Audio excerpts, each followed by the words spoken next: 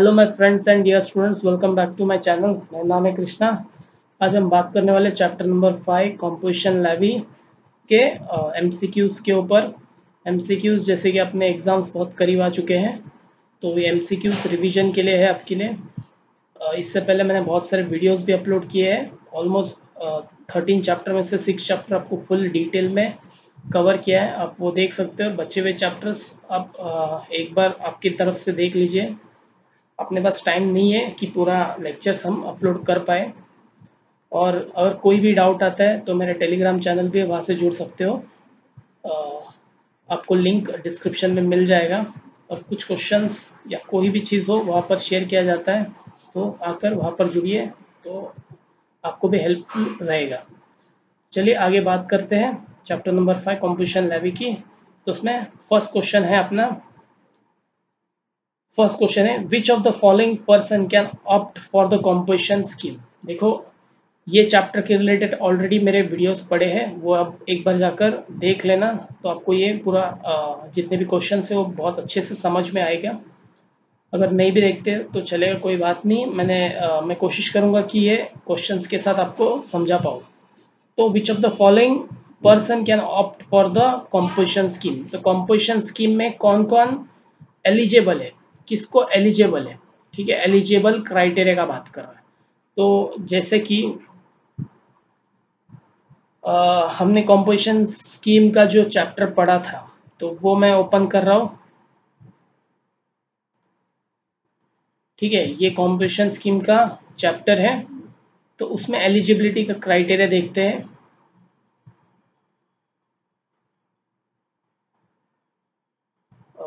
कहाँ पर, यहाँ पर है, देखिए एलिजिबिलिटी का क्राइटेरिया, ठीक है। कंपोजिशन स्कीम का एलिजिबिलिटी, तो इसमें अगर आप अच्छे से देखोगे तो क्या लिखा है यहाँ पर, composition scheme benefit of composition shall not granted if taxable person is. अगर कंपोजिशन स्कीम किसको नहीं मिलेगा वो बता रहा है यहाँ पर, किसको नहीं मिलेगा। अगर कोई सप्लाई ऑफ सर्विस है, सर्विस कोई प्रोवाइड कर रहा है, तो उनको ये नहीं मिलेगा। यहाँ पर supply of service other than, याद रखना, रेस्टोरेंट सर्विस। रेस्टोरेंट सर्विस को दिया गया है, वो आगे जाके हम बात करेंगे। रेस्टोरेंट सर्विस, ठीक है। रेस्टोरेंट सर्विस को कंसिडर किया गया है कंपोजिशन स्कीम में, but other than restaurant service को निकाल दिया गया है। रेस्टोरेंट एंड केटरिंग सर्विस होता है, ठीक है, तो वो हम आगे देखेंगे। नेक्स्ट क्या है, किसको और निकाल दिया गया है कि engaged in supply of goods which are not leviable under the act। मतलब ऐसा कोई गुड्स बेच रहे हो जो एक्ट में टैक्स ही नहीं है, जिस पे लेविएबल नहीं। जैसे अल्कोहल समझो, अल्कोहल पे टैक्स ही नहीं है, राइट, ह्यूमन अल्कोहल, याद है।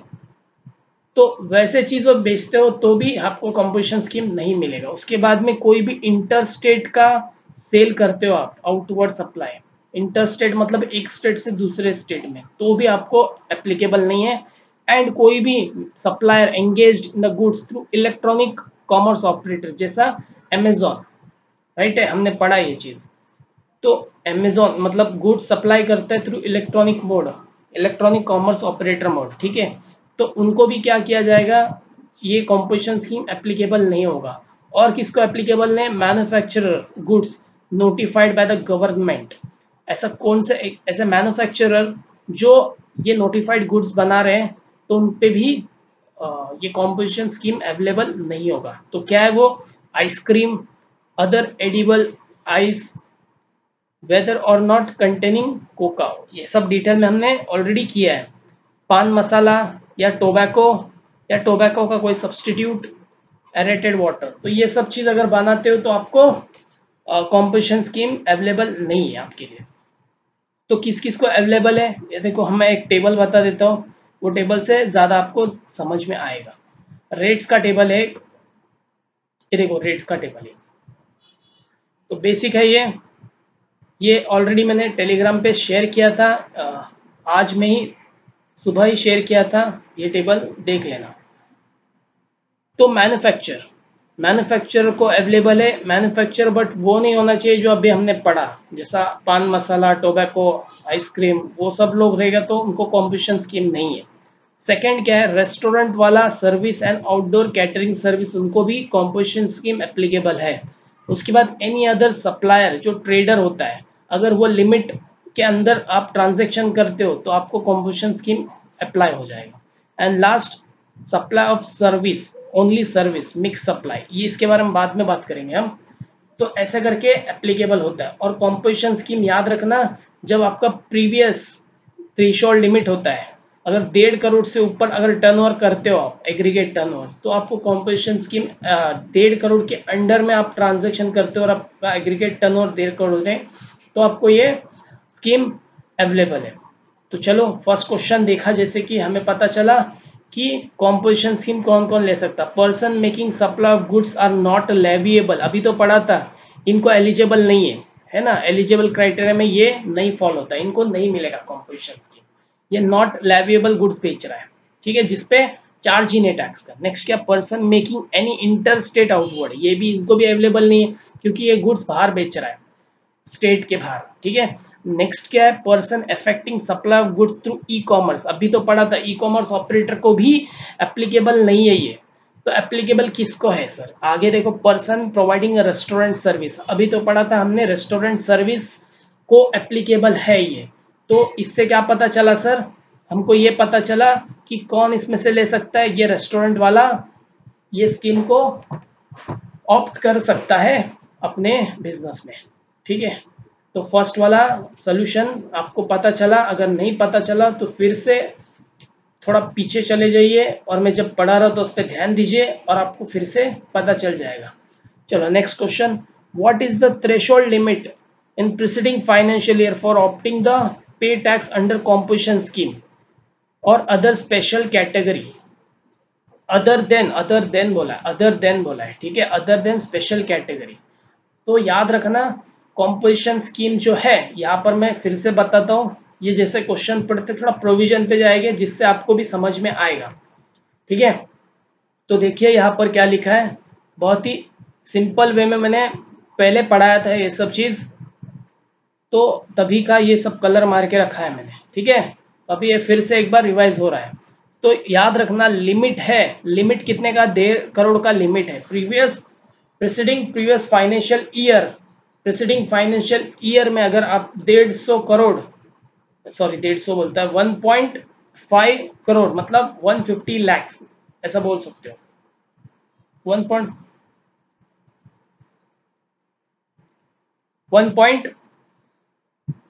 करोड़, ठीक है। तो ये लिमिट है। और स्पेशल कैटेगरी के भी कुछ एरियाज है जहां पर लिमिट कम हो जाता है, जैसे 75 रखा है स्पेशल कैटेगरी स्टेट। वो स्पेशल कैटेगरी स्टेट में कौन कौन आता है, अच्छे से देखो, आंध्र प्रदेश, मणिपुर, मेघालय, मिजोरम, नागालैंड, सिक्किम, ये सब वेरी इंपॉर्टेंट है। आपको फिर से बोलता हूं मैं, ये आपके एमसीक्यूज में कल एग्जाम में क्वेश्चन आ सकता है। और रेस्ट ऑफ द इंडिया बोला, इनको छोड़ के जो भी है उनको 1.5 करोड़ का लिमिट है, ठीक है। और 1.5 करोड़ में याद रखना, जम्मू एंड कश्मीर भी आता है, हिमाचल प्रदेश भी आता है, आसाम भी आता है, ठीक है। ये 1.5 करोड़ लोग में है, तो अच्छे से ये याद रखना ताकि आपको क्वेश्चंस कंफ्यूज ना हो एग्जाम के टाइम। मेरे को ये बताओ अभी इसमें क्या पता चला हमें, अदर देन स्पेशल कैटेगरी, मतलब वो 7 जो थे उनको छोड़कर अदर देन कैटेगरी में कितना लिमिट है इसका। अभी तो हमने पढ़ा 1.5 करोड़ का लिमिट है इसका, 1.5 करोड़ का। 1.5 करोड़ को हम ऐसा भी लिख सकते हैं, 150 लैक्स भी बोल सकते हैं इसको, ठीक है। 150 लैक्स का कितना होता है, 0, देखो, तो ये 1.5 करोड़ बना, ठीक है। नेक्स्ट क्या है, नेक्स्ट में what is the threshold limit और turnover preceding financial year opting to pay tax under the composition special category वाले लोग के लिए पूछा है। यहाँ पर स्पेशल कैटेगरी अभी तो पढ़ा हमने 75 ईयर्स का, ठीक है। स्पेशल कैटेगरी अगर ऐसा दिया है तो ठीक है, अगर कल मिजोरम या फिर ऐसा मणिपुर, राइट, ऐसा आंध्र प्रदेश, ये नाम लिख के देते तो आपको याद होना चाहिए वो चीज। नेक्स्ट क्या है, तो अच्छे से वो आपका काम बनता है, वो सब स्टेट अच्छे से याद कर लेना। नेक्स्ट क्या, what is the rate applicable to CGST, under CGST to register a person being manufacturer opting a pay tax under the composition scheme. तो मैन्युफैक्चरर है, मुझे कंपोजिशन स्कीम का बेनिफिट लेना है, तो मुझे कौन सा रेट एप्लीकेबल होगा। तो चलो क्वेश्चन सिंपल है, रेट कौन सा एप्लीकेबल होगा, मैंने अभी एक रेट चार्ट दिया था आपको, बताया था, वो रेट चार्ट पे फिर से एक बार जाएंगे। देखो ये मैन्युफैक्चरर है, दिख रहा है, ये मैन्युफैक्चरर है, सेंट्रल जो सीजीएसटी लगेगा वो 0.5 और स्टेट या फिर यूनियन टेरिटरी दोनों में से एक होगा उसको 0.5 से टोटल मिला के 1% होता है। तो टर्नओवर इन द स्टेट, मतलब बेसिस छोड़ दो, बाद में बात करते हैं, समझ के लेने हैं, अभी इतना डिटेल में नहीं जाएंगे। तो यहाँ पर क्या बोल रहा है वो, सिर्फ सीजीएसटी का कितना होगा, ये क्वेश्चन है उसका, सीजीएसटी का कितना। देखो ध्यान से क्वेश्चन पढ़ना, 1% नहीं बोल देना डायरेक्टली, 1% इसलिए नहीं बोलना क्योंकि सीजीएसटी का जो रेट है वो अलग है। सीजीएसटी का कितना है यहाँ पर 0.5 है एंड एसजीएसटी का 0.5, तो टोटल बनता है आपका 1%। यहाँ पर क्वेश्चन किधर गया, हाँ क्वेश्चन में क्लियरली पूछा है कि सीजीएसटी जो है उसका कितना है, तो मेरे हिसाब से तो 0.5 आंसर होना चाहिए इसका। ठीक है, नेक्स्ट क्या बोलता है, what is the rate applicable under CGST. अब फिर से रेट पूछा उसने, क्या रेट एप्लीकेबल है सीजीएसटी में, to be registered person, to a registered person being a hotelier. अब ये होटल वाला बंदा ही है, वो क्या प्रोवाइड कर रहा है सर्विस, रेस्टोरेंट का प्रोवाइड कर रहा है ना, अकोमोडेशन सर्विस प्रोवाइड कर रहा है, रेस्टोरेंट का भी दे रहे हैं प्लस अकोमोडेशन का भी दे रहे हैं, और उसको बोलते हैं बता कॉम्पोजिशन स्कीम में वो कौन से रेट से टैक्स भरेगा, वो भी किसका, सीजीएसटी का। सबसे पहला क्लियर बता दूं, जब हम रेट चार्ट पढ़ रहे थे, ध्यान देना अच्छे से, रेट चार्ट में क्या लिखा था, रेस्टोरेंट सर्विस जब लिख रहे थे, इधर यहाँ पर रेस्टोरेंट सर्विस जब लिख रहे हैं, रुकिए, हाँ रेस्टोरेंट सर्विस जब लिख रहे थे तो restaurant service and outdoor catering वाला पार्ट नहीं था। क्या बोला मैंने, यहाँ कहीं पर भी अकोमोडेशन नहीं था। अकोमोडेशन तो कंपोजिशन स्कीम का बेनिफिट नहीं मिलेगा, आपको सिर्फ रेस्टोरेंट सर्विस या आउटडोर कैटरिंग सर्विस ही देना पड़ेगा। अदर देन कोई दूसरा सर्विस देते हो तो आपको ये बेनिफिट नहीं मिलेगा। तो इसका आंसर ना 1 है ना 2 है ना ये रेट, कोई भी नहीं, इसका आंसर लास्ट वाला रहेगा, not eligible for composition scheme, दस लाइबल टू पे नॉर्मल रेट। जो नॉर्मल जीएसटी का रेट्स होता है सबके लिए, वो रेट्स के बेसिस पे आपको भरना पड़ेगा। ठीक है, उसके बाद में क्या है, 6th वाला, मिस्टर रिचार्ड और ट्रेडर है, ध्यान देना ट्रेडर, ये सब वेरी इंपॉर्टेंट है कॉम्पोजिशन स्कीम के क्वेश्चंस के लिए। Trader Delhi has opted a composition taxation under GST, determine the rate of total GST payable by him under composition. देखो ये ट्रेडर है, ट्रेडर का वो बोल रहा है कि टोटल, देखो क्वेश्चन अभी अच्छे से समझो, टोटल जीएसटी पेबल बोला उसने, ना कि सीजीएसटी का पूछा ना कि एसजीएसटी का पूछा, उसने टोटल पूछा। अब टोटल तो कैसा बनता है, दोनों को मिला के बनता है। तो चलो ट्रेडर का एक बार देख लेते कुछ है क्या प्रोविजन। ठीक है, ट्रेडर यहां पर है, देखो ट्रेडर ये दिख रहा है ट्रेडर, ठीक है ट्रेडर है ये। तो ट्रेडर के लिए क्या है, 0.5% सीजीएसटी का है, 0.5% है, तो हमें भी देना है वहां पर। क्या दिया है कि 0.5% किसका, 0.5% किसका बना, सीजीएसटी का एंड 0.5% एचजीएसटी का। और बाकी मैं देखने की जरूरत नहीं, ये सब रेट है नहीं मेरे लिए एप्लीकेबल, तो मैं दिमाग नहीं लगाऊंगा इस पे। तो आंसर मेरा फर्स्ट वाला बनता है, ए वाला।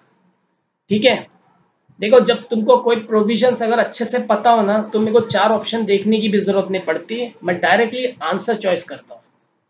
ठीक है, मुझे दूसरा पढ़ने की भी जरूरत नहीं पड़ेगी अगर मुझे सॉल्यूशन पता है तो।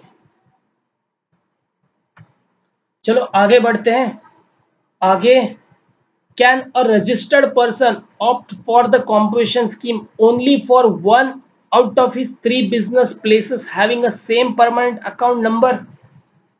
देखो सिंपल चीज है, एक बात बता देता हूं, अच्छे से समझ के रखना हमेशा। अगर मेरा एक पैन है, पैन एक है पैन नंबर, और ये पैन नंबर से मैंने 3 बिजनेस चलाए, बिजनेस 1, बिजनेस 2 एंड बिजनेस 3। ठीक है, अब ये 3 बिजनेस चला है ना, तो ये एक पैन से चला रहा है, तो आपका इसका सेल या टर्नओवर बोलते जिसको, इसका सेल और टर्नओवर बोलते, इसका सेल और टर्नओवर बोलते। ठीक है, ये सबको मिला के हम एग्रीगेट टर्नओवर का लिमिट देखेंगे, एग्रीगेट टर्नओवर का लिमिट देखेंगे, और कॉम्पोजिशन स्कीम के लिए जो 1.5 करोड़ का लिमिट है, 1.5 करोड़ का, 1.5 करोड़ का, ये तीनों को मिला के बनेगा, ना कि एक के लिए। तो ऐसा मत बोलना कि भाई मैंने इसके लिए, फर्स्ट बिजनेस के लिए मैंने कॉम्पोजिशन स्कीम लिया, कॉम्पोजिशन स्कीम, और बाकी सब के लिए मैं नॉर्मल चला रहा हूँ, नॉर्मल, कोई नॉर्मल रेट से टैक्स भर रहा है, ऐसा नहीं होता है। एक पैन में अगर कॉम्पोजिशन स्कीम मिला तो उसके अंडर जितने भी बिजनेस होंगे वो सब बिजनेस को क्या करना पड़ेगा, एप्लीकेबल हो जाएगा कॉम्पोजिशन का जो लेवी होता है। तो यहाँ पर क्वेश्चन क्या पूछा है उन्होंने, सिंपल क्वेश्चन पूछा है, can a registered person opt for a composition only for out of 3 business places. तो 3 बिजनेस में से मैं एक बिजनेस को ही कॉम्पोजिशन स्कीम लूं क्या, ऐसा बोल रहा है, पूछ रहा हूं तुमसे। तो तुम लोग मना कर देना भाई, नहीं ऐसा नहीं हो सकता, इम्पॉसिबल है। आगे पढ़ने की जरूरत, यस तो बोल ही नहीं सकते हम लोग, क्योंकि होता ही नहीं तो कहाँ से यस बोले। नेक्स्ट यस बोलकर भाई सेंट्रल गवर्नमेंट से अप्रूवल लेना पड़ेगा, यस बोलकर सेंट्रल, देखो ये सब चीज होगा ना तो दुनिया भर के लोग 10 बिजनेस खोल के उसमें से 4 बिजनेस कॉम्पोजिशन स्कीम ले लेंगे, 4 को उन लोग नॉर्मल रखेंगे, सेंट्रल गवर्नमेंट सबको अप्रूव करते नहीं बैठेगा उनको, ठीक है। तो क्लियर बोला है, ऐसा कुछ नहीं होता है, कॉम्पोजिशन लग गया तो सब बिजनेस को लगेगा एक पैन नंबर पे जो रजिस्टर्ड है, अदरवाइज नहीं लगेगा, ठीक है। नेक्स्ट क्या है, क्या ना composition scheme be availed if registered person affect inter state supply. अरे फर्स्ट क्वेश्चन में हमने देखा था, फर्स्ट क्वेश्चन में क्या देखा था कि अगर इंटर स्टेट सप्लाई करते हो तो कॉम्पोजिशन स्कीम मिलता है क्या उसको, तो उसको तो नहीं मिलता है, हमने ऑलरेडी पढ़ा है। तो इधर क्या दिमाग लगा रहे हो, can composition scheme be availed if the registered person affect inter, अगर तू स्टेट से बाहर सेल करेगा तो ऑब्वियसली तुझे नहीं मिलेगा कॉम्पोजिशन स्कीम, तो नो, आंसर क्या बना इसका, नो बना। आगे सेंट्रल विंट्रल का अप्रूवल की जरूरत नहीं पड़ेगी कुछ, ठीक है। आगे क्या है, can a registered person under composition scheme claim input tax credit. वो बोल रहा है कि कॉम्पोजिशन स्कीम में जो होता है उसको इनपुट टैक्स क्रेडिट मिलता है क्या। तो याद रखना कॉम्पोजिशन स्कीम में जो होता है उसमें बहुत सारे कंडीशंस है, वो कंडीशंस को तुमको फुलफिल करना पड़ेगा। अगर तुमको एलिजिबल होना है तो उसको सेक्रीफाइस करना पड़ेगा वो चीज़ के लिए, क्योंकि कॉम्पोजिशन स्कीम में बहुत सस्ते में रेट टैक्स भर के निकल जाते हैं हम लोग। तो देख सकते हो यहाँ पर मुझे कुछ मिला, no entry into credit chain. Credit chain किसको बोलता है, आईटीसी का जो चेन होता है क्रेडिट क्लेम करने का, इनपुट टैक्स क्रेडिट क्लेम करने का। तो कॉम्पोजिशन स्कीम वालों को बेनिफिट नहीं है, जैसा buyer and seller not entitled to claim a credit of tax, जो बेनिफिट नहीं मिलेगा, इसलिए कॉम्पोजिशन टैक्स जो होती है इनपुट टैक्स। और एक पॉइंट है ये भी याद कर लो, आगे क्वेश्चन में आएगा, मैंने एक बार देखा था, आरसीएम ऑन इनवर्ड सप्लाई। तो कॉम्पोजिशन सप्लाई शैल पे टैक्स, ये that is reverse charge basis पे, इनवर्ड सप्लाई जो भी होगा तो कॉम्पोजिशन सप्लायर को ही पे करना पड़ेगा, रिवर्स चार्ज वाला भी। तो चलो आगे देखते हैं। तो यहाँ पर क्वेश्चन क्या पूछे, can registered person under a composition scheme claim input tax credit, नहीं सर नहीं मिलता उनको। आगे, can registered person opting for the composition scheme collect tax on outward supply. देखो collect tax on outward supply नहीं होता है भाई, ये भी नहीं होगा। क्यों नहीं होगा, क्योंकि कॉम्पोजिशन स्कीम वाला टैक्स कलेक्ट ही नहीं करता है। सबसे पहले तो टैक्स कलेक्ट करके गवर्नमेंट को देने का बनता ही नहीं है, वो नॉर्मल जो होते हैं सप्लायर उनके लिए होता है। और कॉम्पोजिशन सप्लायर डायरेक्टली एक सेल्स अमाउंट पे परसेंटेज लगा के टैक्स भर देते हैं, उनको कोई कलेक्ट करके देने की जरूरत नहीं पड़ती है। आगे क्या, which of the following will be excluded from the computation of aggregate turnover। तो एग्रीगेट टर्नओवर का जो डेफिनेशन है वो डेफिनेशन के हिसाब से क्या चीज एक्सक्लूड किया गया है वो चीज बता रहे हैं। तो चलो क्वेश्चन ऊपर जाते हैं, मुझे जहां तक दिखा था एक टेबल था अच्छा खासा, हाँ ये रहा। तो एग्रीगेट टर्नओवर से क्या चीज एक्सक्लूड हो रहा है वो एक बार देख लेते हैं। ये बहुत पहले का हमने जो पढ़ा था, जब डिटेल कोर्स किया था उस टाइम पे ये सब मैंने हाइलाइट्स किए थे, ठीक है। तो यहाँ पे क्वेश्चन था क्या एक्सक्लूड किया है, तो अपने को ये पता होना चाहिए क्या क्या इंक्लूड किया है और क्या एक्सक्लूड किया है जब एग्रीगेट टर्नओवर को फाइंड आउट कर रहे हैं हम। तो एग्रीगेट टर्नओवर को फाइंड आउट करते वक्त हर टैक्सेबल सप्लाई जो कर रहे हो तुम वो सब चीज इंक्लूड करो, हर एग्जेम्प्ट सप्लाईज को भी इंक्लूड करो, जैसे कि नील रेट हो, भले वो एग्जेम्प्ट हो ओनली या फिर नॉन टैक्सेबल हो, ठीक है। उसके बाद एक्सपोर्ट गुड्स हो, एक्सपोर्ट गुड्स एंड सर्विसेज, ये सब चीज inter state supply between distinct same pan number, ये सब इंक्लूड हो गई। और सेकंड क्या है, क्या एक्सक्लूड होगा, इनवर्ड सप्लाई, देखो inward supply reverse charge mechanism ये एक्सक्लूड होगा। उसके बाद कोई भी टैक्स पेड किया आपने, central state union integrated compensation, वो भी एक्सक्लूड होगा। और exempt supply of service provided by the extended deposit loan so far, ये सब चीज भी एक्सक्लूड होगा जिसमें इंटरेस्ट एंड डिस्काउंट होगा। तो ये क्वेश्चन क्या पूछ रहा है अपने से, आउटवर्ड सप्लाई का क्या चीज होगा, ये चीज इंक्लूड होगा, अभी पढ़ा था मैंने, ये इंक्लूड होगा, इंक्लूड होगा, ये इंक्लूड, ये भी इंक्लूड होगा, नॉन टैक्सेबल ये भी इंक्लूड होगा। तो inward supply of tax paid on reverse charge, ये तो अभी देखा था, ये एक्सक्लूड होगा।